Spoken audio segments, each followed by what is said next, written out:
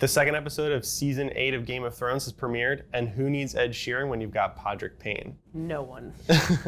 So let's start from the first part of the episode with the trial with Jaime. My brother would tell me a bedtime story about the man who murdered our father and watched. It was pretty cool. It's been a long time coming, and it felt like with every person talking to him, you realize just how much has happened, just how much he had done in the early seasons, and then when Brienne finally stepped in to be like, that's not who he is anymore, he's become a different guy and I would fight by him any day. Yeah. It kind of gave you a really good sense of just how good Jaime Lannister's arc has been. He got that clean bill of health. Yes. Like everyone's like, okay, he can hang out with the good guys now and not be threatened or like killed. Well, I know. Threatened maybe, but. Sure. This episode, which is called Night of the Seven Kingdoms, which I love, is a really good example of how to pay off years of character building.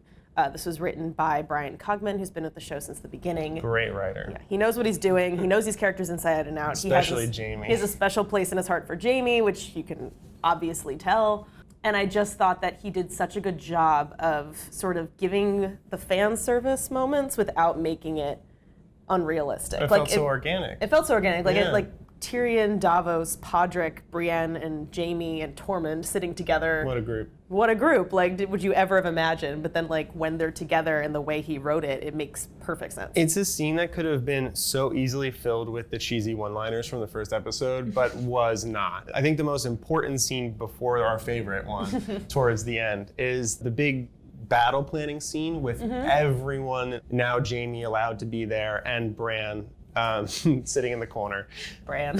They discuss how everything's going to go down over the next episode, and then we kind of hear from Bran a little bit about like the whole purpose of the Night King, which is basically like the entire show put into this one little paragraph of dialogue, which is that Classic Bran. he said the Night King touched me here, and then he said that the Night King wants to erase all of history and have a long night.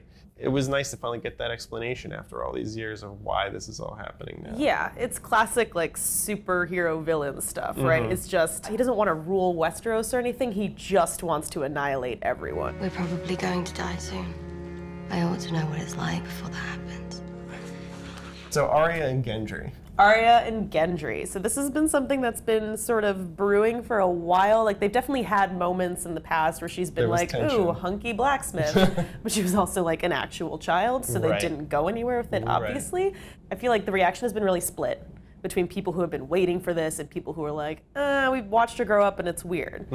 I wasn't totally convinced, not because of either reason, really. I just felt like I didn't really buy it. I think I bought it more from her end because it makes sense. She's like, we're all probably gonna die tomorrow and I wanna see what all the fuss is and you're here and hot and let's do this. That makes sense to me. I don't totally get why Gendry would do that because he's seen her grow up in a way that, like, I feel like it makes more sense from her end than his. Maybe he was like, oh, highborn lady, let me just... Sure, fine.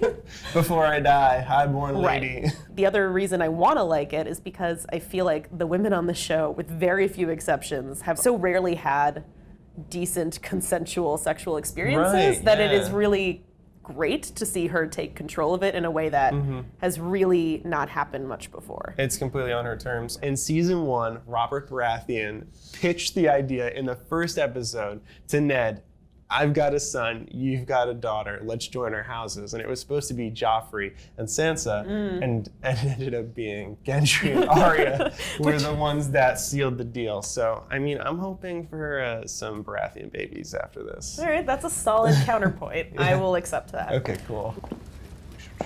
Lady Sansa, I was hoping we could speak alone. One scene I thought was really interesting and had been foreshadowed in the first episode was when Dany comes to Sansa and is like, all right, let's talk woman to woman about like ruling Westeros and how hard it is. As a woman, she really played this card because she was like, I need to bond with this person who clearly has power in the North that she didn't quite anticipate or very much underestimated, which is classic for Sansa. Everyone underestimates. I would go even further. More than power in the North, every house is there that's existing today. Right. And she has power with all of them. Right. Actually, everyone in Westeros. Right, which then Daenerys sees when Theon comes and they have this big moment because they've been through hell and back together, and she's like, oh, this woman's actually super powerful, which has been super gratifying to see as a Sansa fan. that she has made all these connections and she's really using them in a way that is so smart. I feel like two women fighting over power or men or whatever can be so cheesy and it can become a catfight really quickly, and I feel like that's not what's happening here, and they've made that really clear. Yeah. These are two smart women who are coming at the same thing from very different angles, and right now Sansa has the upper hand, dragons or no. So in another Dany scene that was really important to the plot of the whole show was Jon finally revealing to Dany that they're related. Emilia Clarke really crushed her reaction. The camera stays entirely on her face when he's telling her, which I thought was really smart because she is processing so much at once. But her first reaction is still not, oh, I'm your aunt. It's, oh no, you have a better claim to the throne than I do. What does this mean for me and my claim to the Iron Throne? I think that does take him by surprise a little bit, because I think the reason he was so reticent to tell her, because he doesn't care about the Iron Throne half as much as she does. He's never wanted to rule anything. Whenever he's given titles, he's like, oh, what a pain. Yeah, I mean, he kind of like fell backwards into power every single time. Every time. So she's processing that. She's processing that once this war is over, she might have to fight Jon for the throne in a way that she in no way anticipated, because he's the only one really who's bent the knee. High in the halls of the kings who are gone. We had what I think is one of the series' best scenes. Oh yeah.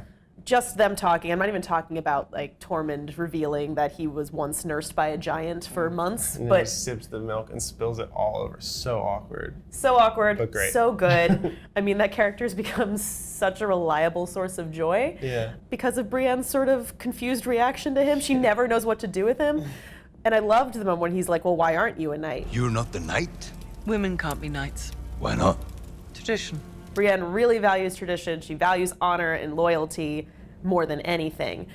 But Tormund saying that frees Jaime up to be like, oh, right, like, why haven't I knighted Just her? This is do it. stupid. She values tradition and honor and loyalty. That's what a knight God, is. It was so good. And even what's cooler about that scene, and I'll go a little book nerdy here, Please. is that when Tyrion asks for the song, and Podrick totally upstages Ed Sheeran with his Jenny of Oldstone song, he sings a song that actually references in the book not only the story of the prince that was promised, but of the story of Brienne's like great grandfather, Duncan the Tall, who was a Kingsguard for one of the kings, and who I guess fell in love, and Brienne's later on that line, and that's why she's a giant, because Duncan was a giant. So That's it awesome. includes a lot of like little book things in there that are great. And during that whole scene where Padre's singing and they cut between everyone and it crescendos at the end and leaves us hanging as the battle's coming forward, it was really great. It was great. The battle's gonna be like 80 minutes long or something crazy. They've been teasing this battle for actual years. Yeah, and it's based on Helm's Deep.